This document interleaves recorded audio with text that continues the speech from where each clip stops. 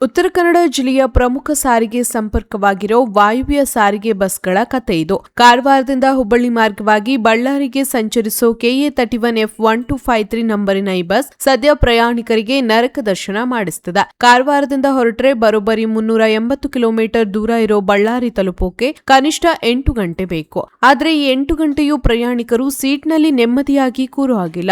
ಯಾಕಂದ್ರೆ ಬಸ್ನ ಮೇಲ್ಚಾವಣಿ ಸಂಪೂರ್ಣ ಡ್ಯಾಮೇಜ್ ಆಗಿದ್ದು, ಮಳೆ ಬಂದ್ರೆ ಸಾಕು ಇಡೀ ಬಸ್ ಒಳಗಡೆ ನೀರು ನಿರಂತರವಾಗಿ ಸೋರುತ್ತಾ. ಇಷ್ಟೆಲ್ಲ ಆಗಿದ್ರೂ ವಾಯುವ್ಯ ಸಾರಿಗೆ ಅಧಿಕಾರಿಗಳು ಮಾತ್ರ ತಮಗೇನು ಗೊತ್ತೇ ಇಲ್ಲ ಅನ್ನೋ ತರ ಕುಂಭಕರ್ಣ ನಿದ್ರೆಗೆ ಜಾರಿದ್ದಾರೆ. ಮಳೆಗಾಲ ಶುರುವಾಗೋ ಮುನ್ನವೇ ಬಸ್ಗಳ ಫಿಟ್ನೆಸ್ ಚೆಕ್ ಮಾಡಬೇಕಾದ ಅಧಿಕಾರಿಗಳು ಇಂತಹ ಗುಜರಿ ಬಸ್ಗಳನ್ನು ರಸ್ತೆಗೆ ಇಳಿಸಿ ಪ್ರಯಾಣಿಕರ ಜೀವದ ಜೊತೆ ಚೆಲ್ಲಾಟ ಆಡ್ತಿದ್ದಾರೆ. ಹಣ ಕೊಟ್ಟು ಟಿಕೆಟ್ ಖರೀದಿಸೋ ಸಾರ್ವಜನಿಕರು ಈ ಸೋರುತಿಹ ಬಸ್ನೊಳಗೆ ಅಧಿಕಾರಿಗಳ ನಿರ್ಲಕ್ಷ್ಯಕ್ಕೆ ಹಿಡಿಶಾಪ ಹಾಕಿದ್ದಾರೆ.